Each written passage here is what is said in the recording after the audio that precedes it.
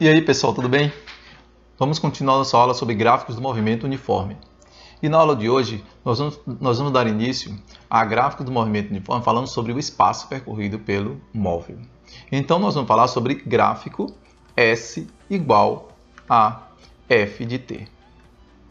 No nosso gráfico S igual a f de t, estamos falando da função do primeiro grau, aquela função afim. Então nós podemos dizer que aqui nós temos o espaço final igual ao espaço inicial mais a velocidade vezes tempo. Esse espaço final igual ao espaço inicial mais a velocidade vezes tempo é a função horária dos espaços do movimento uniforme. Esta função horária é popularmente chamada de solvete. E aí vamos entender um pouquinho sobre esse gráfico.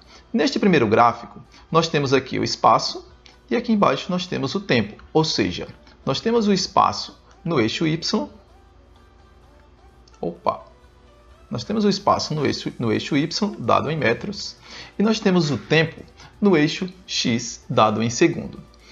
Este primeiro gráfico, veja que ele é chamado de movimento progressivo, porque a linha vermelha, que é o gráfico, ela está inclinada, indicando um crescimento.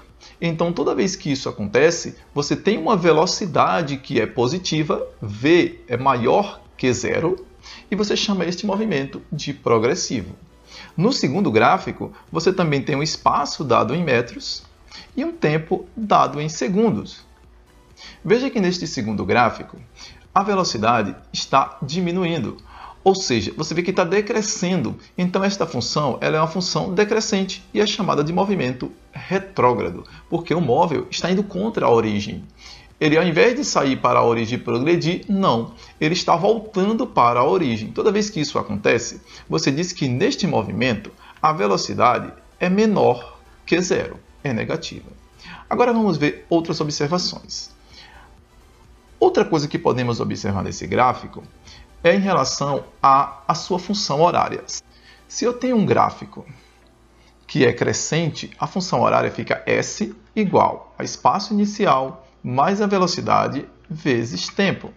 Mas se o gráfico é decrescente, a sua função horária fica S igual ao espaço inicial menos velocidade vezes o tempo.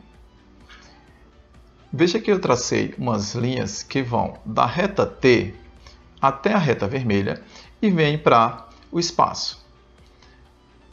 Neste ponto de partida aqui, na reta S, onde sai a linha vermelha, eu tenho aqui o espaço inicial. Aqui em T, onde a linha tracejada chegou, eu tenho o tempo. E eu posso também dizer que nesta origem aqui seria o tempo inicial. A gente vai chamar de zero. Olha o que acontece. Eu posso também chamar aqui de espaço final, não tem problema. Para quê? Veja que se você tem um espaço final e um espaço inicial, então esta distância aqui, ó, ela é chamada de ΔS. E agora, daqui até aqui, onde eu estou riscando de azul, você tem aí um ΔT. Então, a variação de tempo. Veja que, enquanto o tempo passou de 0 até t, ΔT, você vê que um espaço foi percorrido, do espaço inicial até um espaço final.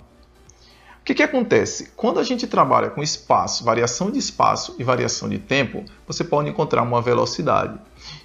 Só que surge aqui um ângulo. Veja que entre a reta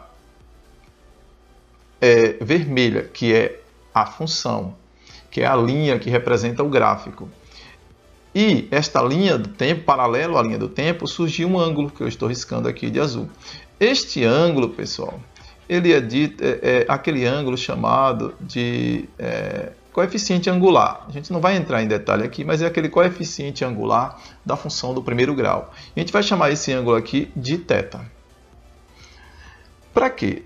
Para que você perceba que o ΔS é um cateto oposto ao ângulo θ e o ΔT é um cateto adjacente.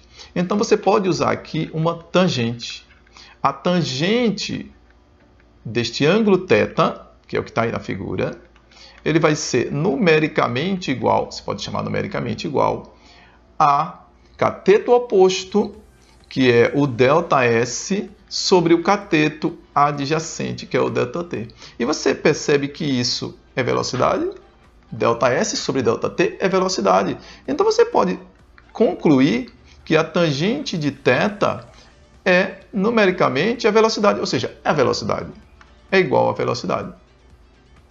Na segunda figura, que é no movimento retrógrado, também eu tenho este ângulo. Eu tenho o ângulo aqui, que é o ângulo θ, e você tem esse pedacinho que a gente pode chamar de beta. Mas não vamos utilizar esse beta aqui, não. Nós vamos entender de forma direta. Como?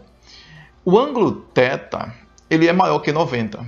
E toda tangente, quando é maior que 90, se ela passa de 90 e não chega a 180, você vai ter ali valores negativos. Ou seja, isso é trabalhado em trigonometria, não é assunto para esta aula. Mas, como é maior que 90, então este valor será negativo. E aí é o que comprova que o movimento, no segundo gráfico, ele é retrógrado. Então, como é que fica? Eu vou dizer aqui que a tangente, eu também vou ter um ângulo aqui, ó, vou ter uma referência de ângulo, e vou ter um cateto oposto, que seria a variação de espaço aqui, onde eu teria aqui um espaço inicial, veja que ele sai de lá, e aqui seria um final, se eu considerar apenas aqui. E eu tenho também aqui um tempo inicial que é 0. E eu posso concluir nesse ponto aqui um t. Então eu posso também ter aqui um ΔT, e ter aqui dentro um ΔS, sem problema. Então eu posso concluir que a tangente do θ vai ser numericamente igual a quem? Vai ser numericamente igual ao espaço sobre o tempo. Só que tudo isso tem que ser negativo, porque eu tenho um ângulo θ que é maior do que 90. E o movimento ele é retrógrado. Então isso aqui ficaria igual a V. Eu posso dizer então que a tangente de θ é igual à velocidade, certo?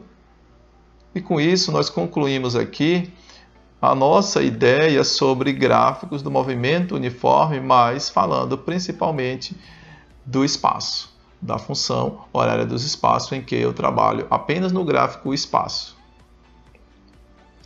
Eu espero vocês nas próximas aulas e também não deixe de se inscrever no canal e curtir o nosso vídeo. Até a próxima!